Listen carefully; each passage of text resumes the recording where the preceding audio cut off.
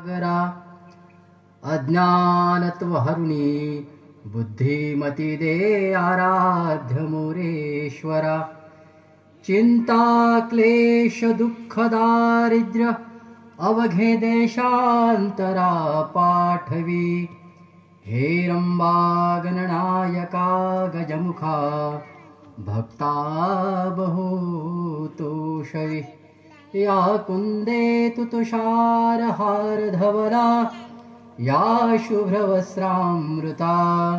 या वीणावरदण्डमण्डितकरा या श्वेतपद्मासना.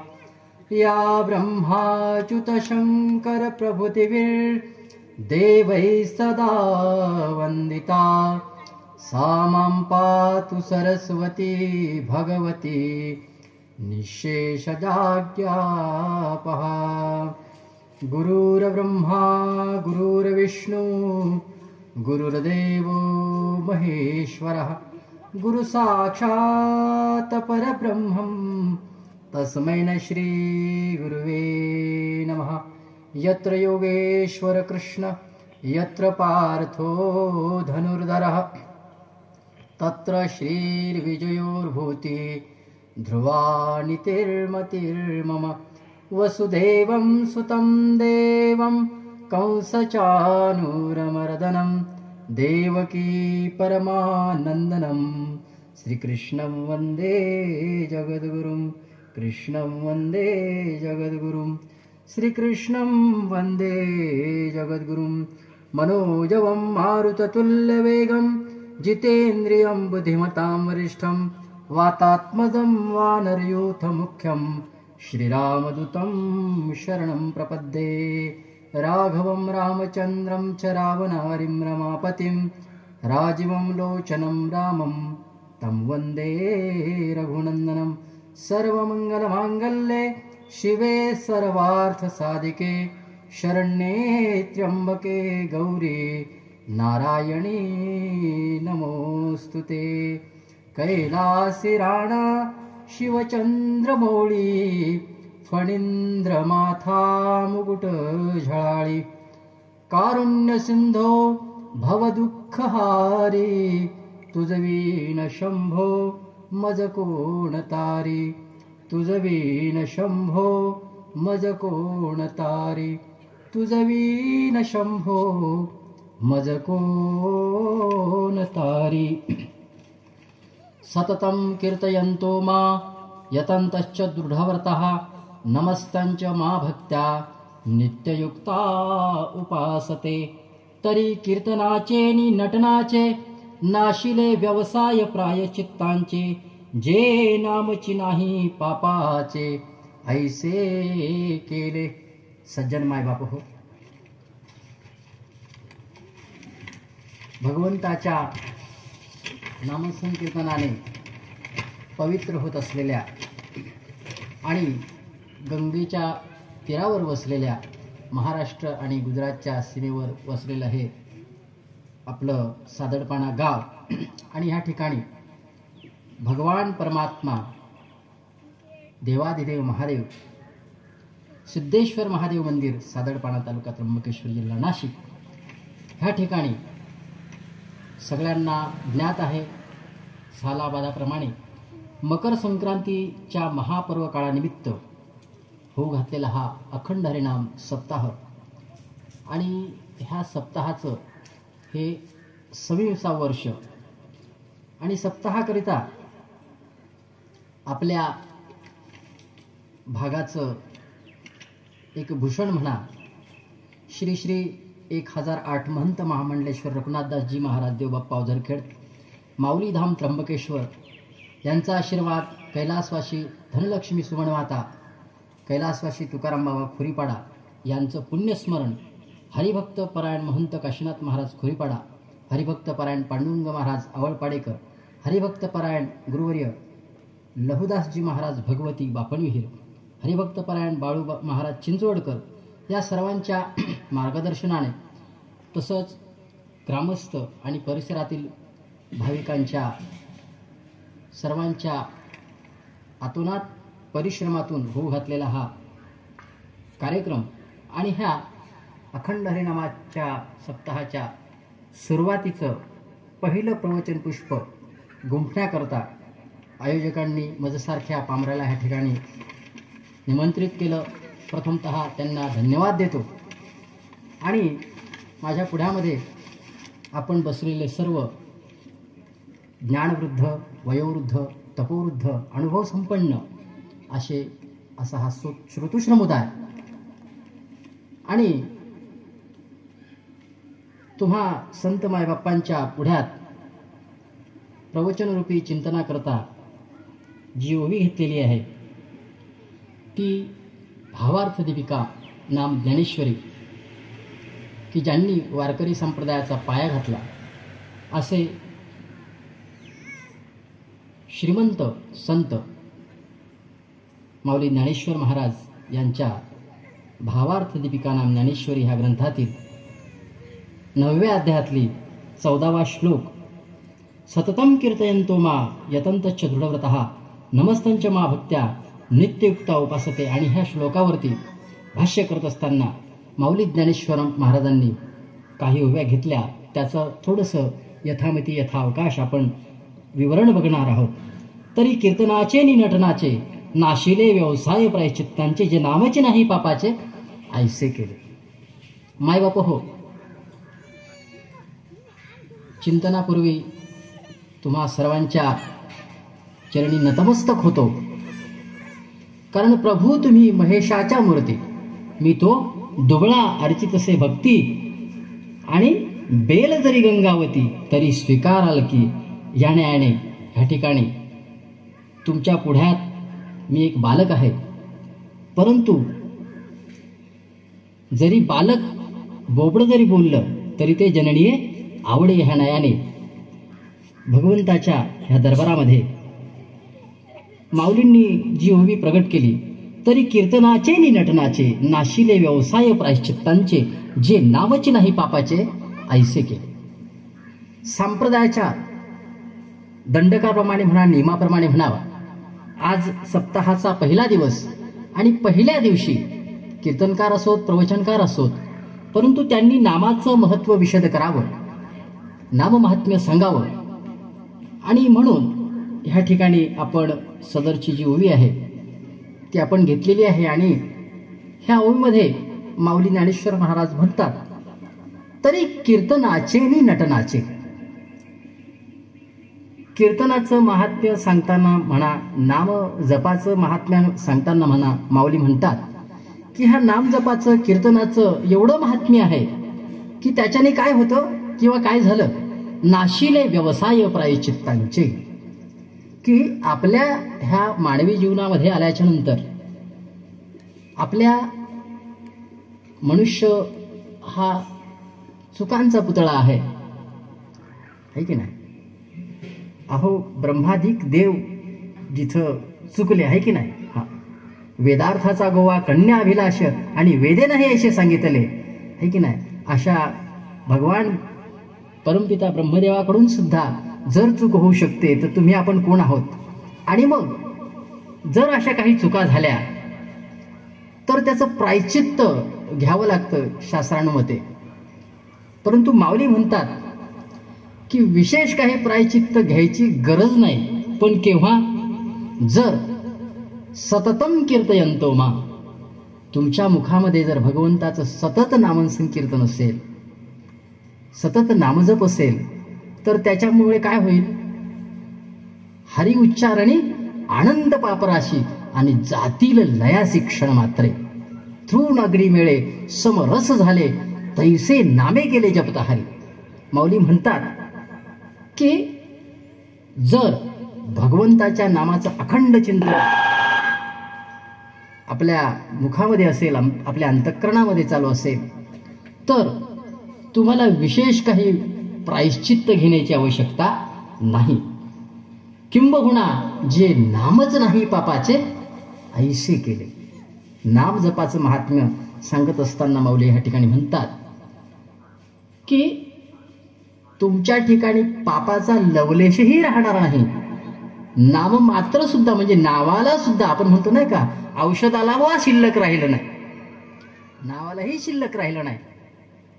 अशा पद्धतीने आपल्या ठिकाणी जर भगवंताच्या नामाचं अनुसंधान असेल, नामाचा जप असेल, भगवंताचं गुणानुवादन होत असेल, तर त्या ठिकाणी मनुष्याकडून जाणते अजाणतेपणाने जर काही दोष घडले असतील, जर काही चुकीचे आचरण झालं असेल, तर त्याचं विशेष काही प्रायचित्त घेण्याची आवश्यकता नाही.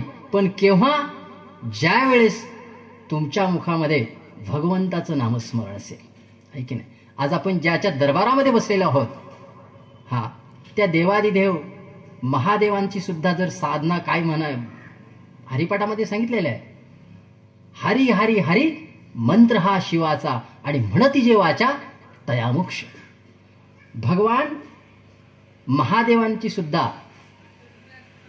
काय साधना असेल तर हीच आहे की नाही.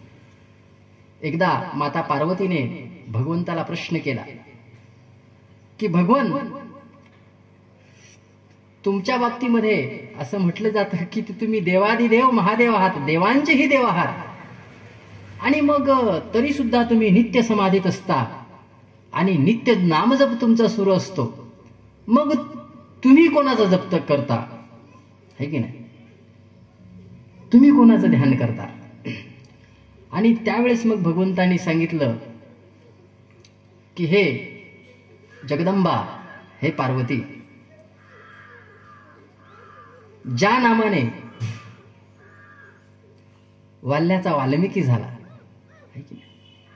ज्या नामाने समुद्र मंथनातून हलाहल विष प्रगट झाल्याच्या नंतर ते विष ज्यावेळेस सृष्टीच्या रक्षणाकरता मी प्राशन केलं आणि ते प्राशन केल्याच्या नंतर माझ्या कंठामध्ये दाह उत्पन्न झाला, आणि तो दाह ज्याच्या सामर्थ्याने शांत झाला ते काय आहे? हरीचं नाम आहे की नाही.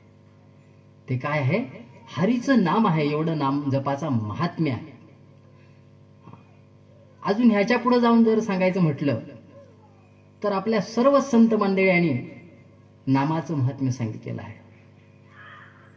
आपल्या वारकरी संप्रदायामध्ये नित्य नेमामध्ये हरिपाठ केला जातो, आणि त्या हरिपाठामध्ये हरिपाठाच्या पहिल्या अभंगाच्या दुसऱ्याच चरणामध्ये माऊलींनी सांगितलेला हरिमुखे म्हणा, हरिमुखे म्हणा, पुण्याची गणना कोण करी. तुम्हाला जर तुमच्या आयुष्यामध्ये पुण्य कमवायचं असेल तर तुम्हाला दुसरं काही करायची गरज नाही. नुसतं हरीचं नाम जरी घेतलं, हरिमुखे म्हणा, मुखामध्ये फक्त तुम्ही हरीचं नाम घ्या, तेवढं जरी केलं ना तरी तुम्हाला पुण्य कमवण्याकरता विशेष अशी काही करण्याची गरज पडेल अशी काही गरज नाही. असं काही करण्याची आवश्यकता नाही. तुम्ही म्हणाल असं कसं होऊ शकतं? नुसतं हरीचं नाम घेण्याने असं कसं होऊ शकतं? तर नाम जपाचं महात्म्यच असं आहे की ज्याच्या मुखामध्ये हरीचं नाम आहे आणि सतत आहे. मात्र इथे एक अट आहे, सततम कीर्तयंतो मा. आता जसं आपला आजपासून 3 दिवसापर्यंत किंवा 3.5 दिवसांपर्यंत अखंड हरिनाम है ना, आपण पत्रकामध्ये छापतो अखंड हरिनाम सोहळा. मग त्याचं स्वरूप कसं असतं की बाबा आता तुम्ही इथं पत्रकामध्ये छापलेला आहे, रोजची जी रूपरेषा आहे, मग एकदा कलशपूजन झालं, विणा उभा झाला की अखंड विणावादन सुरू होतं. मग ते विणावादन जे सुरू होतं त्या विणाच्या झंकारामध्ये काय आहे? नाद ब्रह्म आहे, आणि तो अखंड चालवायचा आहे, म्हणून हा अखंड शब्द आहे. ज्याला खंडन नाही असं जे ते अखंड है ना. मग ते विणेच्या झनत्कारामध्ये सुद्धा नामाचा नाद आहे है ना. आपण जर तो विणा असा घेतला, आपल्या नाभी कमळाला त्याचे ते खालीचा तंबोरा लावला आणि वरच्या दांडीला जर कान लावला आणि तुम्ही जर विणेची तार वाजवली आणि एकाग्र होऊन जर ते ऐकलं, तो जर नाद ऐकला, तर त्याच्यामध्ये ओंकाराचा ध्वनी आहे. मग तो ज्यावेळेस अखंड वाजवला जातो त्यावेळेस ते अखंड नामाचं आहे की नाही चिंतन सुरू असतं. बरं, तो साधासुधा नाद आहे का? नाही.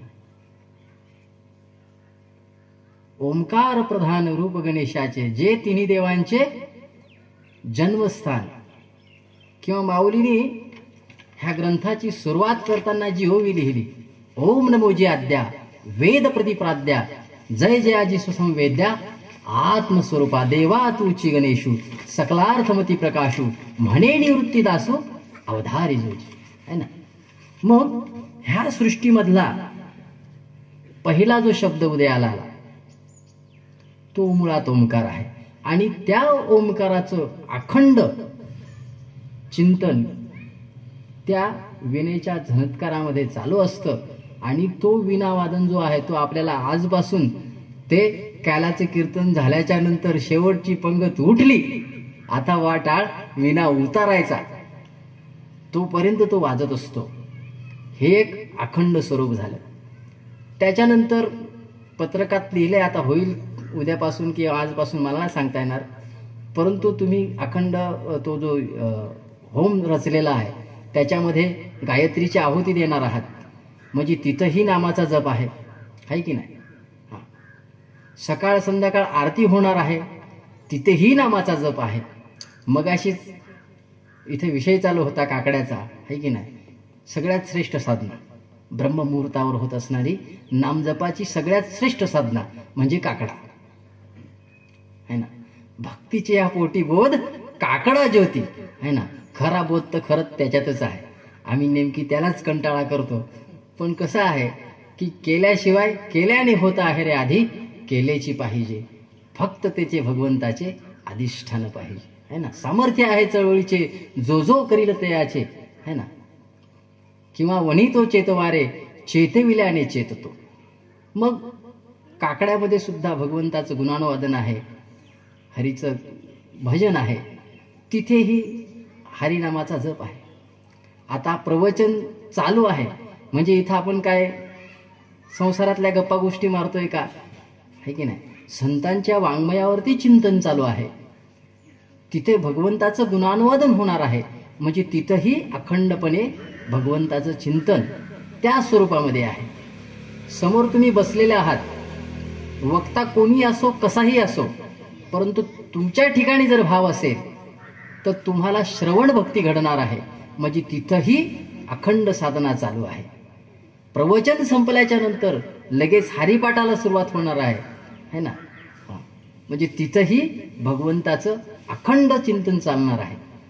प्रवचन झालं बघा, जेवणाची पंगत बसल्यानंतर सुद्धा हरे राम शिवाय पंक्तीला सुरुवात होत नाही, है ना. ते वदनी कवळ घेतल्यापर्यंत म्हणजे आठवण करून देतो तो श्लोक सुद्धा, की बाबा तुम्ही हे जेवताना सुद्धा उदरभरण नोहे जाणीजे यज्ञ कर्म, तो सुद्धा यज्ञच आहे. भगवंतांनी सांगितलेलं आहे गीतेमध्ये, प्राण अपान समायुक्तम, आहे की नाही. ती आहुतीच त्या ठिकाणी द्यायची आहे. आपल्या मध्ये विद्यमान असलेलं जे चैतन्य आहे आत्मरूपाने, त्याच्यासाठी दिलेली ती आहुती आहे, तोही यज्ञाचाच भाग आहे. त्या भावनेने जर केलं तर म्हणजे त्याही ठिकाणी चिंतनच आहे. त्याच्यानंतर कीर्तन झाल्याच्या नंतर पुन्हा पहारेकरी भजन, है ना. आणि नंतर पुन्हा काकडा, म्हणजे असं अव्याहतपणे 3-3.5 दिवस म्हणा, किंवा सप्ताह असेल तर मग 7 दिवसांचं अखंडपणे भगवंताचं चिंतन त्या ठिकाणी चालू असतं. म्हणून हा अखंड हरिनाम सप्ताह. आणि मग हा एवढा खटाटोप कशा करता, है ना. मला जिथे संधी मिळाली तिथं हा विषय मी नेहमीच मांडतो, की बाबा जसं आता हा सप्ताह सुरू झाल्याच्या नंतर अखंडपणे आपण काय कुठल्या ना कुठल्या स्वरूपात भगवंताचं चिंतन करतो का, तर जसं आपल्या शरीराला जिवंत ठेवण्याकरता किंवा सक्षम ठेवण्याकरता किमान 2 टाइम तर आहाराची आवश्यकता आहे ना बाबा, आहे की नाही. किमान 2 वेळेला आपण जेवण करतो. मग आता बाबा वर्षातून एकदा मकर संक्रांत येते, पर्व काळ आहे, आपण म्हणतो नाही का, देव तिळी आला, गोड गोड जीव झाला आहे ना. मग ते 3 दिवसांपुरतंच हे मर्यादित आहे का? तर हा पर्वकाळ फक्त तुम्हाला एक जागृत करण्यासाठी आहे. त्याच्यानंतर तुम्ही तो काहीतरी बोध घेऊन जायचा आहे तिथून. जसं आपल्या शरीराला अन्नाची आवश्यकता दर दिवसात आहे की नाही, मग वर्षातून फक्त 3च दिवस नामजप करून चालेल का? नाही जमणार. कार्यक्रमांचं औचित्यच एवढं आहे की बाबा आपल्या ह्या मनुष्य देहाला आल्याच्या नंतर सकाळी उठणं, विहित कर्म करणं, भूक लागल्यावर खाणं, थकल्यावर रात्री झोपणं, एवढीच इति कर्तव्यता आहे का? नाही. निजात्म प्राप्ती लागुनी देवे केली मनुष्य योनी, तू देवाचा अवघा विश्वास बडवणी, विषय सेवनी निजपतन. हे संतांच्या लक्षात आलं. बुडते हे जन न देखवे डोळा, येतसे कनवळा म्हणून या. आणि म्हणून आता माऊलींनी ज्ञानेश्वरी लिहिली म्हणजे त्यांना काय प्रसिद्धी मिळवायची होती का? काय ते उपजताच ज्ञानी होते. अहो महाविष्णूचा अवतार सखा माझा ज्ञानेश्वर. त्यांना हे खटाटोप करायची काही गरज होती का? पण नाही. त्यांना माहित होतं येणारा काळ जो आहे तो कलिकाळ मगाशीच विषय झाला, भयानक असणार आहे. मग त्या कलिकाळामध्ये काहीतरी तरुण जाण्याचा मार्ग असावा. मग ह्या कलियुगी उद्धारक हरीच्या नामे. ह्या सांप्रतच्या काळामध्ये आपल्याला यज्ञही होणार नाहीत, यागही होणार नाहीत आणि योग तर होणारच नाही. फार दुर्मिळ, केला तो फार भाग्याचा. बरोबर ना तुकाराम दादा? हा, नाही तर मग बाबा सांगत असतात बिचारे सांगून सांगून भंगली स्वाहा. काय असे महात्मे फार दुर्मिळ, किंवा असं योग साधन अगदी लाखातून एखादा असेल, आहे ना. म्हणजे होणारच नाही असं नाही, केल्याने होत आहे रे, आधी केलेची पाहिजे. होतं, पण सगळ्यांनाच ते जमेल असं मात्र नाही. मग सगळ्यांनाच काय जमेल? तर कलियुगी उद्धार हरीच्या नामे, आहे की नाही. कामामध्ये काम काय म्हणा राम राम, हे मात्र सगळ्यांना जमू शकतं. हातामध्ये काम, मुखामध्ये नाम, हे तर जमूच शकतं सगळ्यांना, आहे ना. आणि म्हणून करता सगळ्या संतांनी, आता माऊलींनी ज्ञानेश्वरी आहे की नाही संस्कृतात होती ती मराठीत केली, आहे ना. आणि ती मराठीत करत असताना माऊलींनी मराठीचा गौरव पण सांगितला. माझा मराठाची बोलू कौतुके, तरी ते अमृतातेही पैजा जिंके, ऐशी अक्षरे रसिके मिळवी. काय माऊलींनी पैज मारली काय, की हे जे गीता तत्व आहे ते निवृत्तीनाथ दादांच्या आज्ञेवरून माऊलींनी त्या काळाच्या मराठीत म्हणजे प्राकृतामध्ये आणलं. आणि ते आणत असताना माऊलींनी अशी पैज मांडली की माझ्या जर संस्कृत जर देवांची भाषा आहे, संस्कृताबद्दल असं म्हटलं जातं की भाषा असुमुख्या मधुरा दिव्या गिरवाण भारती, तस्मात काव्यम मधुरम तस्मादपि सुभाषितम. भाषेमध्ये मुख्य भाषा जर कुठली असेल तर संस्कृत आहे. आणि ती कशी आहे? गिरवाण भारती, म्हणजे देवांची भाषा आहे. पण मग माऊलींनी सांगितलं जर संस्कृत देवांची भाषा आहे तर मग माझी मराठी चोरांची भाषा आहे काय? काय मग माऊलींनी पण केला की माझा मराठाची बोलू कौतुके. आणि त्या मराठीमध्ये मी अशी काही शब्दांची आगर, अशी काही अलंकार, रत्नांचे अलंकार त्यामध्ये गुंफेन की त्याच्या तुलनेमध्ये समोर अमृत जरी ठेवलं तरी ते मी पैजेत जिंकून घेईन. आणि खरोखर ज्ञानेश्वरी इतका प्रासादिक ग्रंथ तुम्हाला शोधून कुठं सापडणार नाही. ज्ञानेश्वरीबद्दल बऱ्याच महात्म्यांनी असं म्हटलेलं आहे की ज्ञानेश्वरी ही गीतेवरची टीका करत असताना गीतेत जी ज्ञानेश्वरीत आहे, म्हणजे गीतेत जे आहे ते तर ज्ञानेश्वरीत आहेच आहे, परंतु जे गीतेतही नाही ते ज्ञानेश्वरीत आहे. म्हणजे गीतेत जी प्रासादिकता, ज्ञानेश्वरीमध्ये जी प्रासादिकता माऊलींनी मांडलेली आहे तेवढी गीतेत सुद्धा नाही. का? तशी परिस्थितीच नव्हती. कारण गीता ही भगवंताने अर्जुनाला कुरुक्षेत्रावरती युद्धाच्या समरांगणामध्ये सांगितलेली होती आणि तिथं भगवंताकडे एवढा वेळ नव्हता. परंतु माऊलींनी आपल्या सगळ्यांसाठी ज्ञानाचं हे भांडार इतक्या करताच उघडं केलं की बाबा हा जो समाज अज्ञानामध्ये आहे, खितपत पडलेला आहे. सगळ्यांना माहिती आहे की पहिलं ब्राह्मण समाजाचं वर्चस्व ह्या सगळ्या गोष्टींवर होतं. आपल्याला त्याचा अधिकार नव्हता. आपण तर एक जर त्या दृष्टीने विचार केला तर आपण क्षुद्रामध्ये मोडले जात होतो. आजही काही फारशी वेगळी परिस्थिती नाही, परंतु संतांच्या आशीर्वादाने, त्यांच्या कृपेने आज किमान तो अधिकार आपल्याला प्राप्त आहे. नाही तर ह्या व्यासपीठावर बसण्या इतपत आपली लायकी नव्हती. असो, तर हे का सांगतोय? संतांनी जी भूमिका तयार केली ती आपण समजून घेतली पाहिजे. नाही तर तुकाराम महाराज म्हणतात मग काय बाबा, पटकीचे नाईक काय. बाबांनी मगाचीच रामदास बाबांनी सांगितलं की बाबा मी सांगतोय ना, पण नाही कोणी ऐकत. देव घ्या कोणी, देव घ्या कोणी, आयता आला घर बसून. पण आमची उलटी बिंब आहे, देव न लगे, देव न लगे. का? पाप आडवा आला आहे ना. हा, आपण म्हणतो नाही का रूपाच्या वाणीमध्ये, बहुत सुकृतांची जोडी. हा, म्हणून विठ्ठली आवडी. ज्याच्या संचितामध्ये पुण्याची गाठी असेल, हा, त्याचे मुखी हरिपैठा होय, है ना. तिळ तिळ पुण्य साचा पडे. आता मकर संक्रांतीचा पर्व काळ आहे म्हणून आपण त्याच्यावरही थोडंसं बघूया.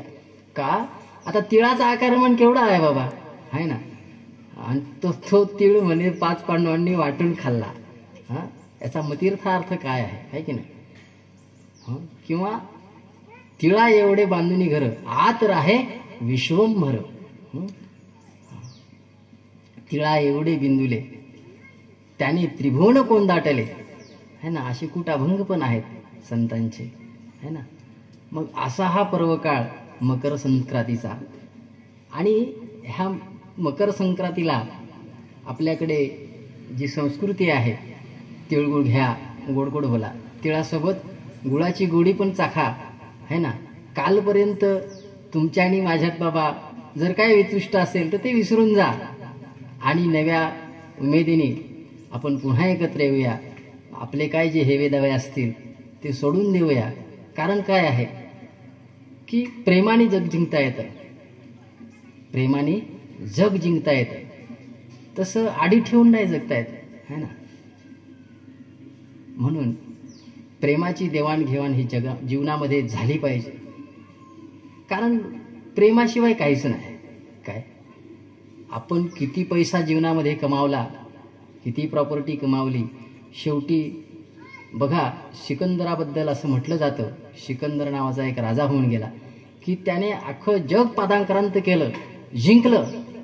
परंतु शेवटी जाता जाता त्यांनी त्यांच्या सैनिकाला सांगितलं की बाबा ज्यावेळेस माझी अंतिम यात्रा निघेल त्यावेळेस माझे हात तुम्ही बांधायचे नाही, मोकळे ठेवायचे. का? तर जगाला कळू द्या की मी जगावर सत्ता गाजवली, परंतु मला सोबत मात्र काही नेता आलं नाही. हा, मग कुठे सिकंदर आहे ना, आणि कुठे माऊली ज्ञानेश्वर महाराज आहे ना. माऊलींना संजीवन समाधी घेऊन बाबा आज किती वर्ष झाली? 700 वर्षांपेक्षा जास्त झाली ना बाबा. परंतु आजही ज्ञानोबा माऊली तुकारामाचा घोष चालू आहे. आजही हरिपाठ आहे, आजही ज्ञानेश्वरीवरती प्रवचनं होतात. हा, आणि ती मुळात कालबाह्य झाली नाही. ती जशी त्या काळामध्ये प्रभावशाली होती तितकीच आज पण आहे, उद्या पण राहणार आहे. ही तिची शाश्वतता आहे. हे त्या ज्ञानाची किंमत आहे. म्हणून धन मिळवून कोटी, सये नये रे लंगोटी. म्हणून ते मिळवायचंच नाही का? मिळवा काय, परंतु आपली जितकी आवश्यकता आहे तितकं मिळवा, आहे की नाही. त्याचा विनियोग तेवढा करा आणि मोकळे व्हा. नाही तर काय म्हटलंय, दानम भोगून आशे हा तिसरोगते भवंत वित्तस्य यो न ददाती न भुंजकते तस्य तृतीया गतिर् होत. धनाबद्दल थोडासा विषय आला म्हणून सांगतो की धनाचा विनियोग 3 प्रकाराने होतो. एक तर दान जर केलं तुम्ही, मिळवलेलं जे धन आहे त्याचं दान जर तुम्ही केलं तर तुम्हाला पुण्य मिळेल, आहे की नाही. दुसरा आहे कुणाला द्या किंवा नाही घ्या, पण स्वतःच्या जीवाकरता तरी वापरा. नाही तर असे बरीच लोक आहेत काय, पुष्कळ पैसा आहे पण राहणं एकदम कंजूसपणाचं. काय म्हणजे उपभोग पण नाही, आणि मग जाता जाता बरं कसं आहे, हा जीवन पाण्याचा बुडबुडा आहे. कधी कोणावर काळाचा घालायला सांगता येत नाही आणि कोणाला त्यांनी सांगितलंही नाही. मग ते कुठेतरी ठेवलेलं आहे तिथंच राहिलं. तिसरो गतयो हुवन्ति वित्तस्य, म्हणजे ते नाश पावलं ना शेवटी. हा, तुलाय नाही मलाय नाही, घाल कुत्र्याला व आपल्याकडे म्हण आहे ना. मग सांगायचं तात्पर्य काय आहे की असं धन मिळवा जीवनामध्ये की ते कालही होतं, आजही आहे आणि उद्याही राहील, आहे की नाही. मग ते कुठलं आहे? प्रेमरूपी धन आहे की नाही. एका कवीने अनेक गोष्टींनी मला वाटतं म्हटलेलं आहे, खरा तो एकीची धर्म जगाला प्रेम अर्पावे, आहे ना. तुम्ही जर प्रेमाची देवाणघेवाण जगामध्ये केली तर तुम्ही कालही राहाल, आजही राहाल आणि उद्याही तुम्हाला जग ओळखेल, आहे ना. माऊलींनी काय केलं? हो, केवळ माऊलींनी ज्ञानेश्वरी लिहिली म्हणून ते आजरामर झाले असं ना काय. अहो, माऊलींनी असं जीवन जगून दाखवलं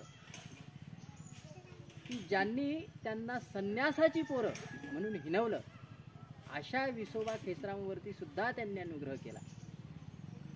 बरोबर ना बाबा. ज्यांनी त्यांच्या झोळीमध्ये माती टाकली त्यांच्यावर सुद्धा कृपा केली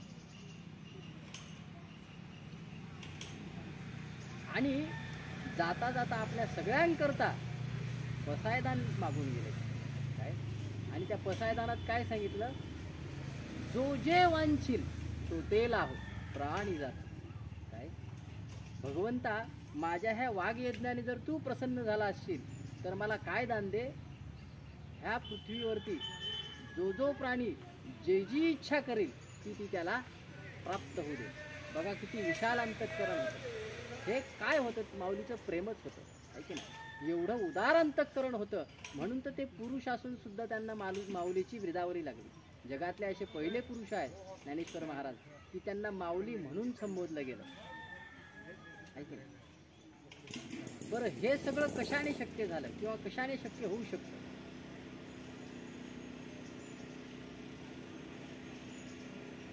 तर आपल्या चित्ताची निर्मळता जी आहे ती ज्या वेळेस होईल त्याच वेळेस ते होऊ शकते.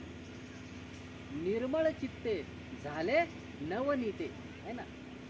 मग चित्त जर निर्मळ करायचं असेल तर चित्ताच्या निर्मळते करता जसं आपण आंघोळीच्या वेळेस पाण्याने आंघोळ करतो, साबण लावतो, पण त्याच्याने काय होणार आहे? फक्त बाह्यांगाची शुद्धता होणार आहे, बाह्यशुचिता होणार आहे. परंतु तुम्हाला जर अंतर्बाह्य निर्मळ व्हायचं असेल, अंतःकरणाची पावित्र्यता जर यायची असेल, अंतःकरण उदार बनवायचं असेल तर त्याकरता काय आहे? बघा, आपल्याकडे लोहार आहेत, पांचाळ, आहे ना. त्याच्याकडे आपण लोखंडाचा तुकडा घेऊन जातो आणि त्याला सांगतो आपल्या गरजेनुसार, बाबा मला याचा छोटा पाडून दे, वेळा पाडून दे, फरशा करून दे किंवा एखादी बारीक कुऱ्हाड करून दे. तो त्याच्याकरता काय करतो? अगोदर ते जे लोखंड आहे तो त्या धगधगत्या अग्नीमध्ये ठेवतो, आहे ना. भाता लावून हापस होते, आणखी तो जाळ एकदम प्रज्वलित करतो. ते लोखंड आणि ते निखारे यांचा एक रंग होतो, इतकं तो तापवतो. आणि ते तापवल्याच्या नंतर मग तो त्याच्यावर आघात करतो. तो तापवतो म्हणजे काय करतो? की त्याच्यातले जे दोष आहेत तो त्याच्यातून ते जाळून टाकतो आणि मग ते जाळल्याच्या नंतर त्याला तो हवा तो आकार देत आहे. तसं आपल्यामध्ये सुद्धा काम, क्रोध, मद, मत्सर असे अनंत दोष आहेत. मुख्य 6 आहेत पण खूप दोष आहेत. कारण हा जीवात्मा काय ह्याच जन्मात आला हे शरीर घेऊन असं नाही. तो जन्मोजन्मीचे संस्कार घेऊन आलेला आहे. अनंत जन्मीचे अनंत संस्कार त्याच्यावरती आहेत. मग ते संस्कार जाळण्याकरता जसं तिथं तो लोहार अग्नीमध्ये त्याला घालतो, तसं संतांनी हे साधन सांगितलेलं आहे की तृण अग्नी मिळे समरस झाले तैसे नामे केले जपता आहे. तुम्हाला नामरूपी अग्नीमध्ये स्वतःला झोकून द्यायचं आहे. तिथं त्या नामाग्नीमध्ये आपल्या अनंत जन्मीचे जे संस्कार आहेत ते भस्मीभूत होणार आहेत. आणि मग ते भस्मीभूत झाल्याच्या नंतर जसं आपल्याला त्या लोखंडातले दोष नाहीसे झाल्यावर तो जो लोहार आहे ना, तो आपल्याला जी वस्तू हवी आहे ती प्राप्त करून देतो, तसं आपल्यामध्ये हे जे मनविक्षेपाने दोष आहेत ते नामाग्नीत मी जाळल्याच्या नंतर आपली जी इच्छित वस्तू आहे, मगाशी सांगितलं की निजात्म प्राप्ती राहते, ती स्वतःची ओळख किंवा त्या भगवंताची प्राप्ती ती आपल्याला करता येईल. आणि म्हणून करता माऊलींनी या ठिकाणी सांगितलं, तरी कीर्तनाचे नि नटनाचे नाशिले व्यवसाय प्रायश्चित्तांचे, जे नामची नाही पापाचे ऐसे केले. मग तुम्ही म्हणाल असं खरंच होतं का? एखाद्याने जर अशी शंका उपस्थित केली की बाबा नुसतं नाम जपाने असं होऊ शकतं का, याला पुरावा काय? मग संतांनी पुरावा पण सांगितला. तुका म्हणे नाही विश्वास ज्या म्हणे आणि पहावे पुराणे विचारून. ज्या रामनामाच्या जप भगवान शिव परमात्मा करतोय त्याच रामनामाचा जप वाल्याकोळ्यानेही केला की नाही. महर्षी नारदांची आणि वाल्याकोळ्याची ज्यावेळेस भेट झाली आहे की नाही, धन्य काळ संत भेटी पायी मिठी पडली तो आहे की नाही. त्यावेळेस त्या वाल्याकोळ्याचं भाग्य उदयाला आलं आणि त्यावेळेस कथाभाग सगळ्यांना माहिती आहे. आणि मग त्याची जेव्हा अशी जिज्ञासा वाढली आणि नारद मुनी पुढे त्याने ती प्रगट केली की महात्मन आता मला माझ्या आत्मोद्धाराचा मार्ग सांगा. आणि मग महर्षी नारदांनी त्याला सांगितलं की बाबा तू ह्या रामनामाचा जप कर आहे की नाही, परंतु उलटा नाम जपत जग जानान वाल्मिकी भये ब्रह्म समाना. त्याचे दोषाचे डोंगर इतके होते की म्हणतात की 7 रांजण भरलेले होते म्हणतात आहे ना, पुराणात बाबा असं वर्णन आहे. मग म्हणून करता सिद्ध नाम त्याला काय आलं नाही, उलट नाम आलं आहे की नाही. पण ते उलट नाम जपता जपता जपता जपता कधीतरी ते एकेकाळी आहे की नाही सुलट झालं. मराच्या ऐवजी राम राम राम राम राम राम राम राम आहे की नाही. अशी एक आख्यायिका आपण रामायणामध्ये ऐकतो. आणि त्याचा पुरावा हरिपाठामध्ये सुद्धा आहे ना. हे झालं लौकिक अर्थाने रामायण. आणि थोडंसं जर त्याचं चिंतन सूक्ष्म केलं तर माऊली म्हणतात अजपा जपणे उलट प्राणाचा तेथेही मनाचा निर्धार वाचे. तो नामजप कसा झाला पाहिजे? अजपा जप झाला पाहिजे आहे ना. अखंड जप जर तुम्हाला करायचा असेल, जसं आता मगाशीच सांगितलं की ह्या 3 दिवस अखंड हरिनाम संकीर्तन कुठल्या ना कुठल्या माध्यमातून ते होणार आहे.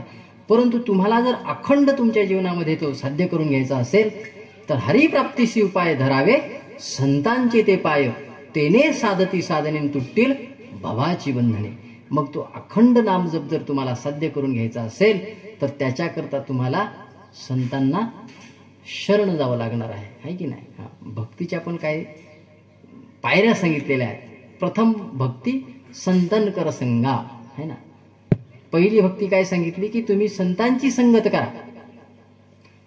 आणि तुझी भक्ती मम कथा प्रसंगा है ना. संतांच्या सानिध्यात गेल्याच्या नंतर तुम्हाला संत काय सांगणार आहेत? भगवंताचं गुणानुवर्णन करणार आहेत, भगवंताच्या कथा सांगणार आहेत. आपला विषय कुठं होता की नाम जपाने खरंच पाप दग्ध होतात का? आपण वाल्मिकींचा विषय घेतला आहे ना.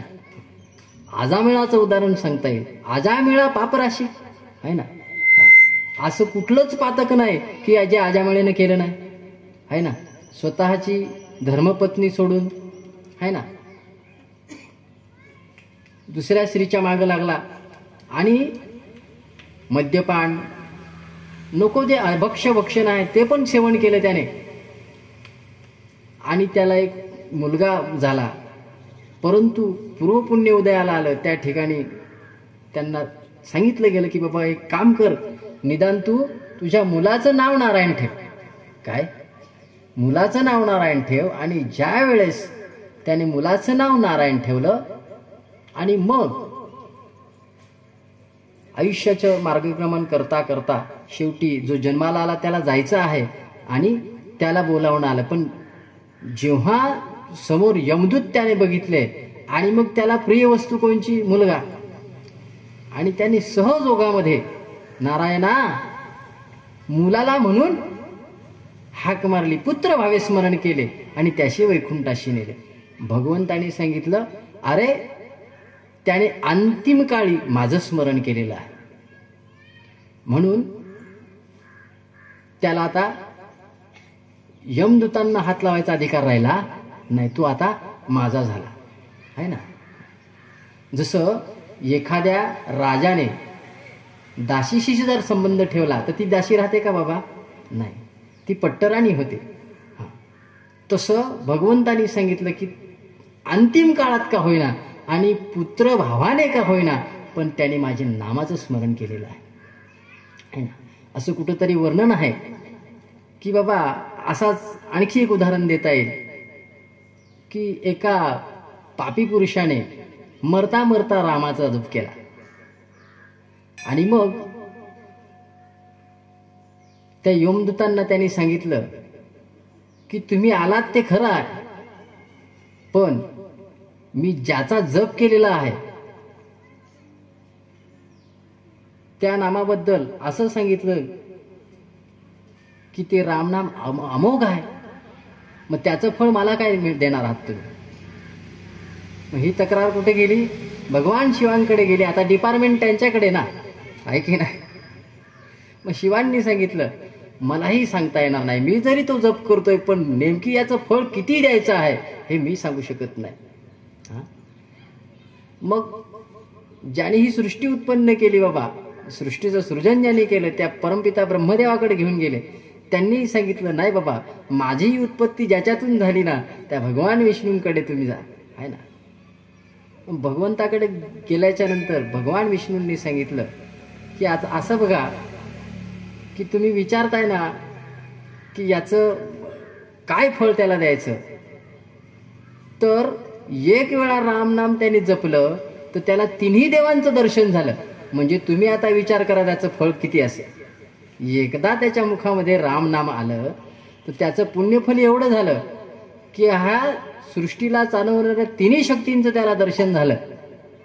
तर त्याच्यातच त्याचं सामर्थ्य किती आहे हे समजणाऱ्याला समजलं असेल, आहे की नाही. नामाचा महिमा कोण करी सीमा, आहे ना. एवढं सामर्थ्य नामजपामध्ये आहे. जनाबाई महाराजांनी सांगितलेलं आहे की नाम महिमा जनी जाणे आणि ध्याता विठ्ठलची हो, आहे की नाही. जनाबाईंच्या गोऱ्या सुद्धा विठ्ठल विठ्ठल म्हणत होत्या.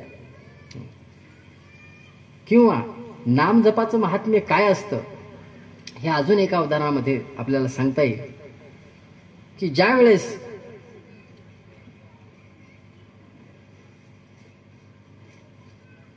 भगवान मच्छिंद्रनाथांचा शव रेवती राणीने छिन्न विछिन्न केलं आणि ते तुकडे अरण्यामध्ये फेकून दिले, ते भगवान शिव परमात्म्याने चामुंडेच्या हस्ती गुळाटून कैलासावरती नेऊन ठेवले, आहे ना.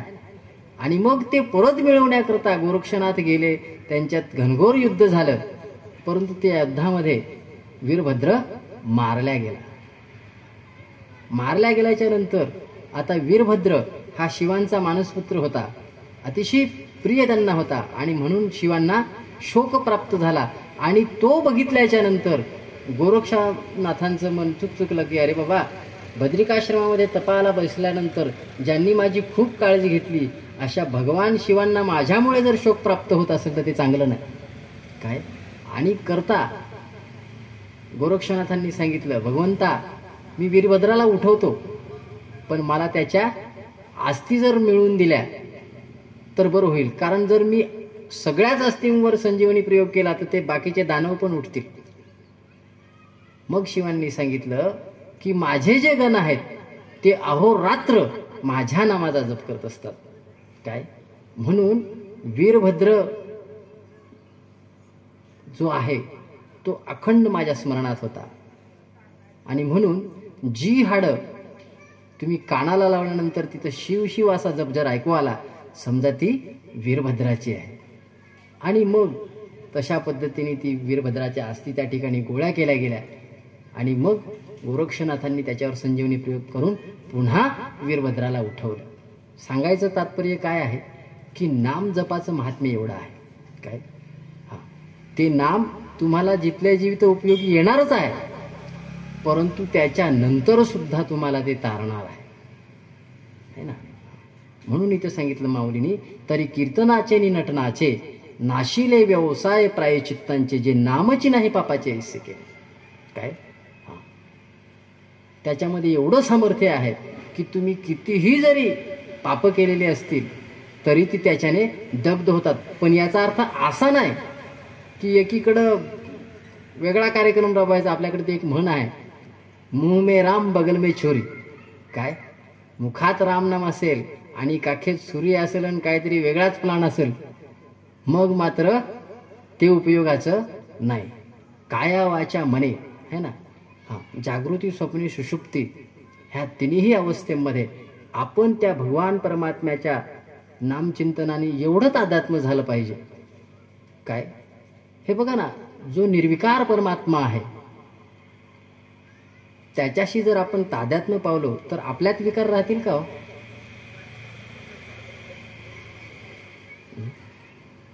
जो स्वतः निर्विकार आहे त्या निर्विकारी परमात्म्याचं नाव जर आपण तशा पद्धतीने घेतलं तर आपल्यात विकार शिल्लक राहतील का? जसं मगाशीच सांगितलं की तो लोखंडाचा तुकडा अग्नीत टाकल्यानंतर तो त्याच्याशी एवढा एकरूप झाला का तो सुद्धा त्या निखाऱ्यांसारखा लालबुंद झाला. म्हणजे त्या निखाऱ्यांमध्ये आणि त्याच्यात काही बदल राहिला का? नाही. किंवा तुकाराम महाराजांनी एका अभंगामध्ये म्हटलेलं आहे, राम म्हणता, कसा राम म्हणा, राम म्हणता रामची होईजे, पदी बैसुनी पदवी घ्यायचे, ऐसे सुख आहे वचनी. आणि विश्वासे मात्र काय पाहिजे? विश्वासे अनुभव घ्यायचे. याचा जर तुम्हाला अनुभव घ्यायचा असेल तर मात्र काय काय पाहिजे? विश्वास पाहिजे है ना. शास्त्रामध्ये 7 गोष्टी सांगितलेल्या आहेत. तीर्थे मंत्रे द्विजय देवे दैवज्ञ भेषजे गुरु यादृशीर भावना यस्य सिद्धिर भवति तादृशी. काय 7 ठिकाणं अशी सांगितली. तीर्थ, एखादं तीर्थक्षेत्र असेल, मंत्र भगवंताचं नामरूपी मंत्र असेल, द्विज म्हणजे ब्राह्मण, दैवज्ञ म्हणजे ज्योतिषी, भेषज म्हणजे औषध, आणि गुरु, ह्या 7 गोष्टी अशा आहेत त्या ठिकाणी तुम्ही जसा विश्वास ठेवाल तसं तुम्हाला फलप्राप्ती झाल्याशिवाय राहणार नाही. बघा, तुम्ही म्हणाल कसं, महाभारतातला एक प्रसंग सांगून जाईल. ज्या वेळेस भगवान द्रोणाचार्यांकडे गुरुकुळातले कौरव आणि पांडव है ना, ह्यांना धनुर्विद्येच्या शिक्षणासाठी त्यांना नियुक्त केलं गेलं. आणि त्यावेळेस हा प्रसंग कोणी पाहिला? भिल्लपुत्र एकलव्याने पाहिला ना. आणि त्याचीही इच्छा झाली की मला सुद्धा ही धनुर्विद्या शिकायची आहे. आणि म्हणून त्यांनी अगदी नम्रतेने जाऊन सांगितलं की हे भगवान द्रोणाचार्य, मी असा आहे, परंतु माझी सुद्धा इच्छा आहे की मलाही ती विद्या प्रदान करा. आणि त्यावेळेस द्रोणाचार्यांनी हे सांगून त्याला नकार दिला की शास्त्रामध्ये तुझा तो अधिकार सांगितलेला नाही, मला माफ कर, मी तुला ही विद्या देऊ शकत नाही. परंतु तिथं एकलव्य निराश झाला का? नाही. त्यांनी निर्धार केला, जरी तुम्ही मला लौकिक अर्थाने शिकवलं नाही ना, काही हरकत नाही, परंतु अंतःकरणात मी तुम्हाला माझं गुरु मानलेला आहे ना. एकलव्याने जंगलामध्ये जावं आणि जशी द्रोणाचार्यांची स्वरूप होतं, त्या स्वरूपाची मातीची मूर्ती बनवावी, ती एका झाडाखाली प्रतिष्ठापित करावी, आहे ना, आणि तिची पूजा करून तिला प्रणाम करून हातामध्ये धनुष्यबाण घ्यावा आणि बाण चालवावा. नित्यनेम असा करता करता करता करता काय झालं की त्याला ती धनुर्विद्या अवगत झाली, एवढी अवगत झाली की एके दिवशी कौरव आणि पांडव द्रोणाचार्यासहित वनामध्ये विचरणाला गेले असताना नेमकी ते जिथे एकलव्याची साधना चालू होती तिथंच गेले आणि त्यांच्या समोर सोबत काय होता, एक कुत्रा होता. काय, आणि तो कुत्रा एकलव्याचा सुगावा लागल्यानंतर भुंकत भुंकत त्याच्या दिशेने गेला आणि एकलव्याने असं काही नैपुण्य दाखवलं की ते कुत्र्याने जे भुंकण्यासाठी तोंड उघडलेलं होतं त्या तोंडामध्ये अशा काही गतीने बाण मारले की त्याला इजा तर झाली नाही, पण त्याचं तोंड जे होतं ते बाणाने भरून गेलं, त्याचं भुंकणं बंद झालं. आणि मग यांना संशय आला की अरे बाबा, आपला कुत्रा तिकडे भुंकत तर गेला पण यकामीच बंद झाला, वा काय झालं नेमकं काय. आणि मग त्यांनी बघितलं तर ह्याचं तोंड बाणाने भरलेलं आहे, असा कोण महारथी आहे वा. आणि मग तिथे एकलव्य आला आणि द्रोणाचार्यांच्या पाया पडला. गुरुवर, हा तुमच्याच प्रसादाचा प्रताप आहे. मग म्हणे तू कोण? तर म्हणे मी असा कधी काळी तुमच्याकडे आलो होतो. काय, अरे पण म्हणे मी तर तुला कधीच काही शिकवलं नाही. मग तुम्ही जरी नाही शिकवलं पण भाव तिथं देव विश्वास तो करी स्वामीवरी सत्ता. त्या ठिकाणी त्या गुरुवरती एकलव्याने विश्वास ठेवला आणि त्याचं प्रतिफल म्हणून त्याला. पण आता पुढचा विषय थोडा वेगळा आहे की नाही बाबा. अर्जुनापेक्षा श्रेष्ठ धनुर्धारी दुसरा कोणी नसावा, आहे की नाही.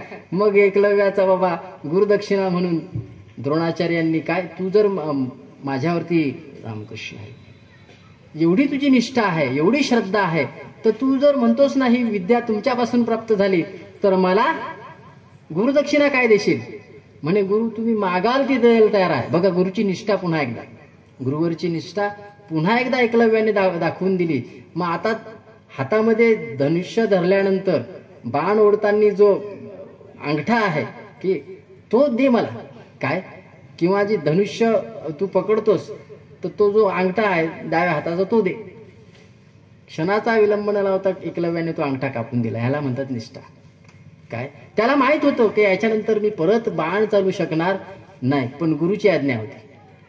काय, हा आपला विषय कुठं होता की श्रद्धा, विश्वास है ना. विश्वासे अनुभव घ्यायचे. मग तसं आपल्याला जे सद्गुरूकडून मिळालेलं नाम आहे किंवा भगवंताची अनंत नामे आहेत, आहे की नाही.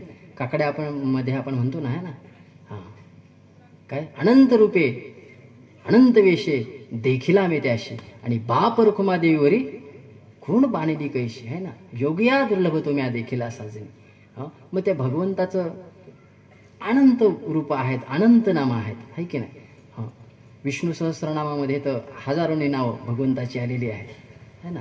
मग त्यापैकी कुठलंही तुम्ही एक घ्या, तुम्हाला आवडेल ते घ्या, पण विश्वासाने घ्या. किंवा जर तुमच्या भाग्याने जर तुम्हाला सद्गुरू लाभलेले असतील, भाग्याने हा शब्द इतका करता वापरला की बाबा दुर्लभम त्रयमेतामम देवानुग्रह हेतुकम मनुष्यत्वम मुमुक्षत्वम आणि महापुरुष संशया. 3 गोष्टी शास्त्रामध्ये खूप दुर्लभ सांगितलेल्या आहेत. पहिली गोष्ट मनुष्यत्व. काय, मनुष्य जन्माला येणं ही खूप भाग्याची गोष्ट आहे, ती भगवंताच्या अनुग्रहाशिवाय होत नाही. दुसरी गोष्ट मुमुक्षत्व. मनुष्य जन्माला आलेला आहे परंतु माझा काहीतरी आत्मोद्धार व्हावा बाबा, किंवा मी कोण आहे याचा करावा विचार, किंवा मी तू हा विचार विवेकी शोधावा. हा विवेक उत्पन्न व्हायला सुद्धा भगवंताची कृपा लागते. रामकृष्ण. तर अशी इच्छा उत्पन्न होणं म्हणजे मुमुक्षत्व प्राप्त होणं, हे सुद्धा भगवंताच्या कृपेशिवाय होऊ शकत नाही. आणि तिसरी गोष्ट सांगितली महापुरुष संशय. हा जीवनामध्ये तुमच्या मस्तकावरती, आहे की नाही, एखाद्या सत्पुरुषाचा हात पडणं, वरदहस्त पडणं, ही सुद्धा त्या भगवंताच्या कृपेशिवाय होऊ शकत नाही, आहे ना. मग जर ह्या तिन्ही गोष्टींचा योग आपल्या जीवनामध्ये आलेला असेल तर त्या महापुरुषांनी नाम सद्गुरूंनी आपल्याला जो मंत्र सांगितलेला आहे तो आपण कसा घेतला पाहिजे, विश्वासाने घेतला पाहिजे, आहे की नाही. बघा आता तुम्ही म्हणाल याला काय आणखी पुरावा आहे, याला आणखी काय पुरावा आहे. मी मगाशी जे प्रमाण वापरलं, जगद्गुरु तुकाराम महाराज जे आपल्या संप्रदायाचे भक्तीचे कळस झाले, त्यांनी पण काय सांगितलं, पडिला विसर स्वप्ना माझी, माघ शुद्ध दशमी पाहून गुरुवार केला अंगीकार तुका म्हणे. बाबाजी चैतन्यांनी कसा अनुग्रह दिला तुकाराम महाराजांनी, स्वप्नातच येऊन दिला ना. काय पण त्याच्यावरही तुकाराम महाराजांनी विश्वास ठेवला आणि भंडारा डोंगरावरती जाऊन नामाचं चिंतन केलं, आहे की नाही. आणि स्वतःचा अनुभव सांगितला, आवडी विठ्ठल गाईजे एकांती आणि अलभ्यते येती लाभ घरा. आला ना, त्यांच्या घराला अलभ्य लाभ आला ना. हो काय, ह्या जगतामध्ये सदेह कोणी गेला नाही परलोकाला. तुकाराम महाराज देहासहित वैकुंठाला गेले, याच्यापेक्षा मोठा लाभ कोणता असू शकतो, है ना. आणि हे कशाने, काय विशेष काय यज्ञ केले का तुकाराम महाराजांनी, होम हवन केलं का बुवा. म्हणजे होम हवनाला आपण कमी लेखतो असं नाही बरं का, पण कलियुगामध्ये जी सहज साध्य मगाशी सांगितलं, बाकीची एक तर कसं आहे, अल्पायुष्य मानदेव कलियुगामध्ये, कलियुगाचं महिमाच तसा आहे ना. एक तर 100 वर्षाचं आयुष्य, त्याच्यातही सध्याच्या काळात 100 तर खूप झाली, काय 60 वर्ष जरी जगला, मी तर म्हणतो 40च वर्ष. काय आज भोवतालची जी परिस्थिती आहे ना, एक 2-3 वर्षापूर्वी जी महामारी येऊन गेली, आपण वाचलो म्हणजे आपल्यावर भगवंताची कृपा आहे. मग आपल्यावर जर भगवंताने एवढी मेहरबानी केलेली आहे, तर ज्या उद्देशाने त्याने आपल्याला पाठवलेलं ते काम आपण चुकता कामा नाही, आहे की नाही. तर एवढी बिकट परिस्थिती आहे आणि त्याच्यात शतगणिले ते अर्धरात्र खाय, अर्धा आयुष्य झोपेत जातं, काही दिवस बालपणात गेले, आहे ना, काही आजारपणात जातात. मग उरलं काय, काय भजनाशी उरले ते पाहेगा. मग निदान बाबा हे असे कार्यक्रम होतात, तिथं आवर्जून जाणं, आहे ना. जेवढा आपला पदरात पाडता येईल तेवढं पाडून घेणं. आणि इथं जो अमृताचा वर्षाव होणार आहे तो घरी घेऊन जाणं. काय नाही तर मग काय आहे, नळी फुंकले सोनारे इकडून तिकडे गेले वारे, त्याला काही अर्थ नाही. त्याचं थोडंसं चिंतन करूया आपण, की ज्यांनी आपल्या संप्रदायाला ध्वज दिला, ध्वज दिला भागवत, नाथ महाराजांचं उदाहरण सांगता येईल. की नाथ महाराजांच्या जीवनामध्ये हे असाच प्रसंग आला. नाथ महाराजांचं संगोपन त्यांची आजी आजोबांनी केलं.